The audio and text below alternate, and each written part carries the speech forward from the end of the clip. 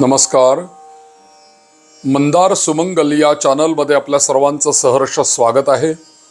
ज्या ज्या मंडळींनी माझा हा चॅनल सबस्क्राईब केलेला आहे त्यांना मनापासून धन्यवाद. असेच या चॅनलला जोडलेले रहा. ज्यांना व्हिडिओ आवडतील त्यांनी माझा चॅनल जरूर सबस्क्राईब करावा. व्हिडिओ आवडल्यास इतरांनाही शेअर करावेत. येन केन प्रकारेनं आपल्यामुळे काही मंडळींना चांगली माहिती मिळू शकेल, त्यांच्यापर्यंत ती पोहोचू शकेल. बरीच लोक विचारत असतात की लग्न लवकर जमण्यासाठी आपल्याला काय उपाय करता येईल. मुलीच्या बाबतीतही हा प्रश्न असतो, मुलीचाही प्रश्न असतो आणि मुलीच्या पालकांचाही प्रश्न असतो, मुलाच्या बाबतीतही प्रश्न असतो. लोक विचारत असतात की काय उपाय केला, कुठली पूजा केली, कुठला यज्ञ केला म्हणजे लवकर आमच्या मुलाचं लग्न होईल असा विचारत असतात.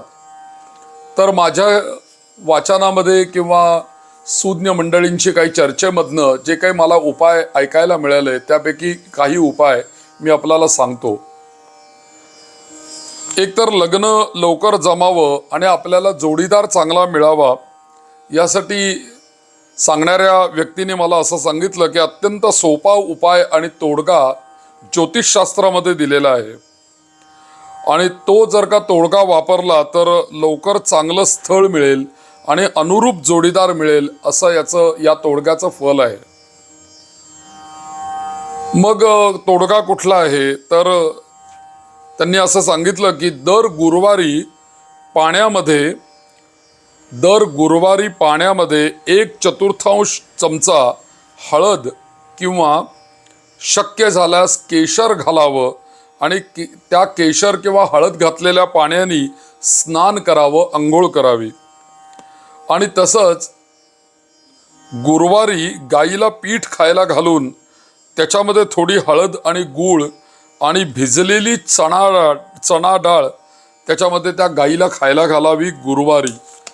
यामुळे आपला विवाह लवकर होऊ शकतो. दुसरा उपाय काय सांगितला तर दुसरा उपाय म्हणजे मुलींच्या बाबतीत तो आहे की ज्या मुलींना उपवर झाल्यानंतर लवकर लग्न ठरत नाही, वर मिळत नाही, कुठेतरी लग्न जमत येतं आणि ते मोडून जातं, असे अनुभव येतात, त्यांनी एक उपाय करायला हरकत नाही की त्यांनी रुक्मिणी स्वयंवर नावाच्या एकनाथ महाराजांनी केलेल्या ग्रंथाचं पारायण करावं. आता हे रुक्मिणी स्वयंवराचं पारायण कसं करावं, काय करावं याच्या बाबतीत माझ्या या चॅनलवरती एक व्हिडिओ मी आधीच करून ठेवलेला आहे. ऑलरेडी तो व्हिडिओ माझ्या या चॅनलवर आहे. तो आपण जरूर सर्च करावा आणि त्याप्रमाणे जसं सांगितलेलं आहे तसं पारायण करावं. अनेक मुलींना त्याचा खूप चांगला अनुभव आलेला आहे. फक्त हे पारायण करत असताना अखंड दिवा चालू ठेवावा, तुपाचा चालू ठेवा किंवा समई चालू ठेवा, तेलाचा दिवा चालू ठेवा. पण कुठलंही पारायण करत असताना, कुठलंही जप करत असताना, अनुष्ठान करत असताना शेजारी दीप प्रज्वलन हे अवश्य असलं पाहिजे. त्या दिव्याच्या साक्षीने संकल्पपूर्वक आपण हे पारायण केलं पाहिजे. संकल्प जर का आपण केला नाही त्याच्या मागे तर आपल्याला सिद्धी कशी मिळेल. संकल्पात सिद्धी. म्हणून माझं लग्न लवकर व्हावं या हेतूने संकल्प करून मग 8 दिवसाचं किंवा 3 दिवसाचं, 1 दिवसाचं जसं जमेल तसं हे रुक्मिणी स्वयंवराचं पारायण करावं. नाथ महाराजांनी लिहिलेला हा ग्रंथ आहे आणि केवळ मुलींचं लवकर लग्न व्हावं याकरताच याचा उपयोग आहे असं नाथ महाराजांनी सांगितलेलं आहे. म्हणून एकनाथ महाराजांनी लिहिलेलं रुक्मिणी स्वयंवर या ग्रंथाचं जरूर वाचन प्रत्येक मुलीने करावं.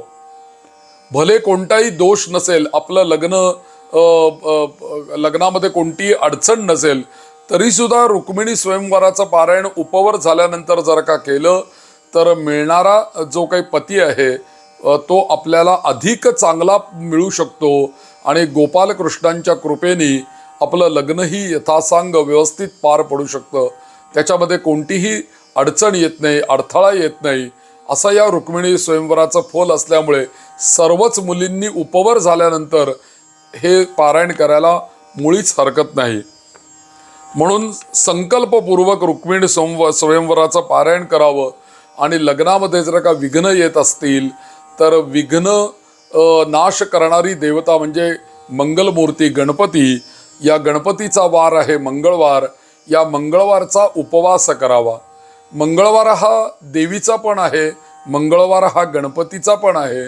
देवी आणि गणपती या दोघांचाही असलेला हा वार, या दिवशी उपवास करावा आणि त्या दिवशी गणपतीचं दर्शन घ्यावं, देवीचं दर्शन घ्यावं आणि प्रार्थना करावी.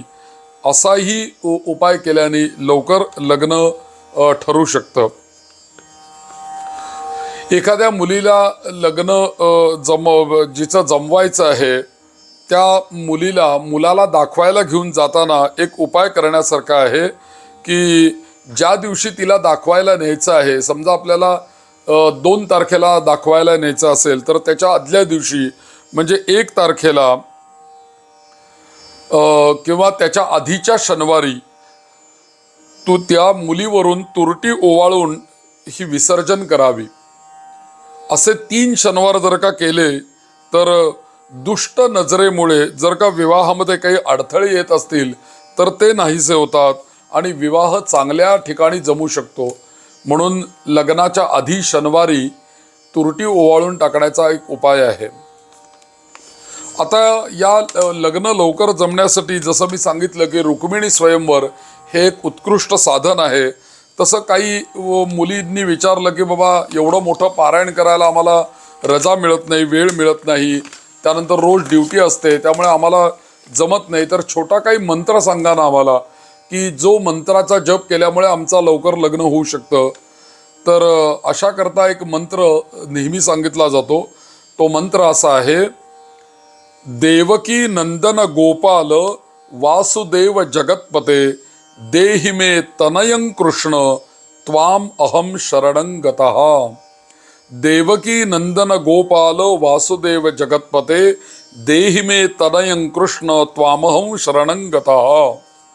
या मंत्राचा जप जर का केला, आणि अजून एक मंत्र सांगतो: देवेंद्राणी नमस्तुभ्यम देवेंद्र प्रिय भामिनी विवाह सौख्य आरोग्यम पुत्र लाभंच देहि मे.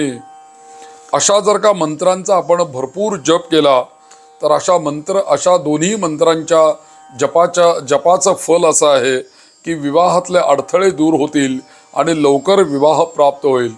हा जो देवकी नंदन गोपाल हा मंत्र जो आहे हा कृष्णाचाच मंत्र आहे.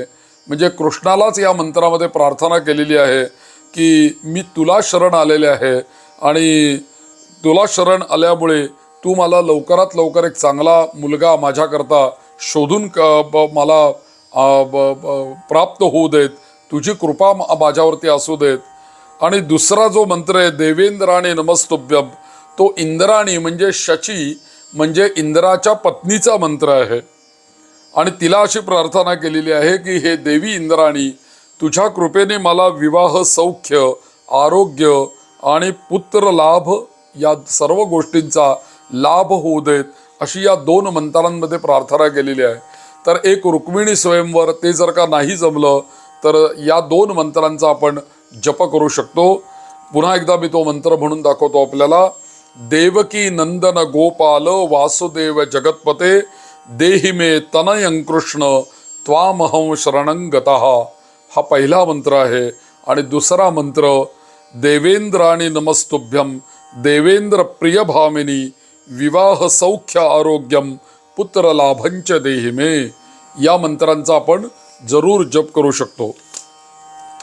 आता काही वेळेला असं होतं की मंगळ दोष असतो पत्रिकेमध्ये आणि मंगळ दोषामुळे विवाह जमण्याला अडथळा येत असतो.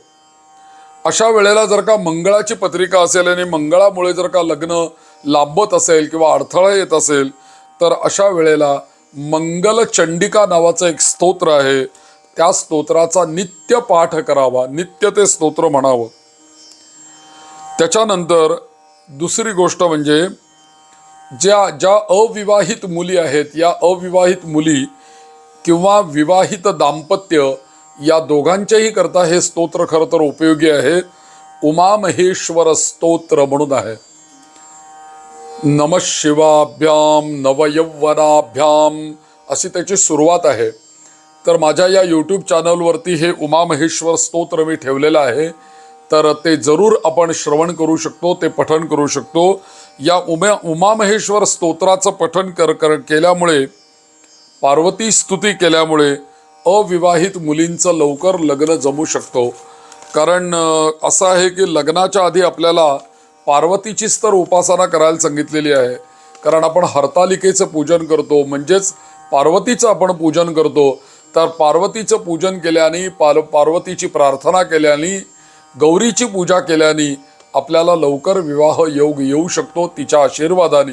म्हणून या पार्वती आणि शंकर या दोघांचेही एकत्र असलेलं स्तोत्र उमामहेश्वर स्तोत्र, या उमामहेश्वर स्तोत्रांचा पाठ किंवा नित्य पठण त्याचं करावं. या स्तोत्राचं फल असंही आहे की ज्या दंपतींमध्ये म्हणजे पती पत्नींमध्ये जर का काही पटत नसेल, सारखी भांडणं होत असतील, वादविवाद होत असतील, संसाराची नीट मांडणी होत नसेल दोघांच्यामध्ये, तर अशा वेळेला या उमामहेश्वर स्तोत्राचा जर का पाठ दोघांनीही पण पती पत्नींनी जर का केला तर त्या पती आणि पत्नी या दोघांचाही समेट लवकर घडून येऊ शकतो, शंकर आणि पार्वती या दोघांच्याही कृपेने. म्हणून जरूर हे उमामहेश्वर स्तोत्र याचाही व्हिडिओ माझ्या या यूट्यूब चॅनलवरती आहे. त्याच्यानंतर रुक्मिणी स्वयंवराच्या बाबतीत सुद्धा एक व्हिडिओ मी तयार केलेला आहे. जरूर या व्हिडिओला आपण भेट द्यावी, ते व्हिडिओ बघावेत, ऐकावेत, म्हणजे आपल्याला त्याचा लाभ होईल. आणखीन एक गोष्ट म्हणजे की अविवाहित जी काही मुलं आणि मुली आहेत यांनी पौर्णिमेला कार्तिक स्वामींचं दर्शन घ्यावं. त्या कार्तिक स्वामींच्या आशीर्वादाने लवकर विवाह होऊ शकतो. ज्या ज्या विवाह उत्सुक मुली आहेत त्यांनी काय करावं तर शुक्रवारी देवीला वेणी म्हणा, गजरा म्हणा, हार किंवा म्हणा काहीतरी अर्पण करावं. वेणी, गजरा किंवा हार देवीला अर्पण करायचं. आणि असं किती शुक्रवार करायचं तर कमीत कमी 5 शुक्रवार तरी असं व्रत करावं आणि देवीची प्रार्थना करावी की लवकरात लवकर तुझ्या कृपेने माझं लग्न जमू देत आणि उत्तम असा वर मला प्राप्त होऊ देत की जो मला सदैव अनुकूल असेल आणि ज्याची धर्मावरती निष्ठा असेल, असा उत्तम सुयोग्य असा वर मला तुझ्या कृपेने प्राप्त होऊ दे. म्हणून असे 5 शुक्रवार देवीला वेणी किंवा गजरा किंवा हार अर्पण करावा, काहीतरी नैवेद्य ठेवावा. त्याच्यानंतर जे काही मुलं आहेत या मुलांना लवकर पत्नी मिळण्यासाठी, मुलगी मिळण्यासाठी आणि मुलांचा विवाह लवकर होण्यासाठी सप्तशतीमधला एक मंत्र आहे, पत्नी मनोरमान देही मनोवृत्तानुसारिणी तारिणी दुर्ग संसार सागरस्य कुलोद्भवाम. तर या मंत्राचा जप मुलं करू शकतात किंवा हा जो मंत्र आहे हा मंत्र सप्तशतीच्या मूळ पाठाला पल्लवित पद्धतीने सुद्धा याचा पाठ लवकर लग्न ठरावं म्हणून केला जाऊ शकतो आणि देवीला साकडं घालू शकतो आपण. त्याच्यानंतर दुसरी गोष्ट, हाच मंत्र संपुट घेऊन प्रत्येक सप्तशतीतल्या श्लोकाच्या आधी आणि अंती नंतर याचं पठण करून संपुटित पद्धतीने याचा पाठही करता येऊ शकतो. आणि या मंत्राचा संपुट किंवा पल्लव पाठाने लवकर विवाह ठरतात असं अनेक लोकांचा अनुभव पण आहे. म्हणून हा मंत्र सप्तशतीतला आहे. या मंत्राचा मुलांच्या बाबतीत जप करायला हा मंत्र दिलेला आहे. दुसरा मंत्र आहे, हे गौरी शंकरार्धांगी यथात्वम शंकर प्रिया तथा मां कुरु कल्याणी कांत कांता सुदुर्लभाम. हे गौरी शंकरार्धांगी यथात्वम शंकर प्रिया तथा मां कुरु कल्याणी कांत कांता सुदुर्लभाम. या मंत्राचा मुलांसाठी जप आहे. मुलांनी या मंत्राचा जप करावा आणि या जपाने लवकर वधू प्राप्त होईल असं सांगितलेलं आहे. मुलांच्यासाठी काय आहे तर मुलांच्यासाठी नवनाथ भक्तिसार या ग्रंथातला 28वा जो अध्याय आहे, या 28व्या अध्यायाचं नियमित वाचन करावं असं या ग्रंथामध्येच लिहिलेलं आहे. 28व्या अध्यायात पिंगले करिता स्मशानात विरक्त होऊनी भरतरीनाथ पूर्ण तप आचरला. तो अध्याय करिता श्रवण पठण त्या भाविकाचे होईल लग्न, कांता लाभेल गुणवान, सदा रत सेवेसी, असं या मुळात ग्रंथामध्येच 28वा अध्यायामध्ये म्हटलेलं आहे.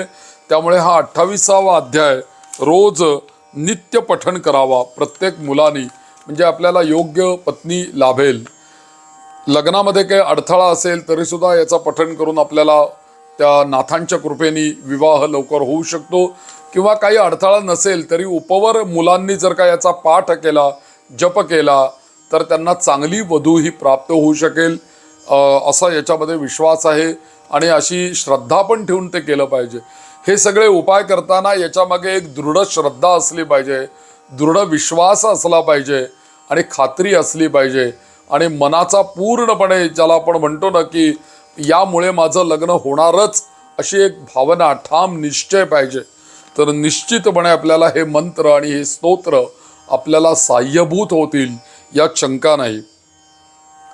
आता मुलीचं लग्न जमण्यात जर का अडचणी येत असतील तर चतुर्थीच्या दिवशी गणपती बाप्पाला, मंगलमूर्तीला गोडाचा काहीतरी नैवेद्य दाखवावा. मग साखरेतल्या पुऱ्या दाखवा, लाडू दाखवा, पेढे दाखवा, काहीतरी नैवेद्य दर चतुर्थीला गणपतीला दाखवावा.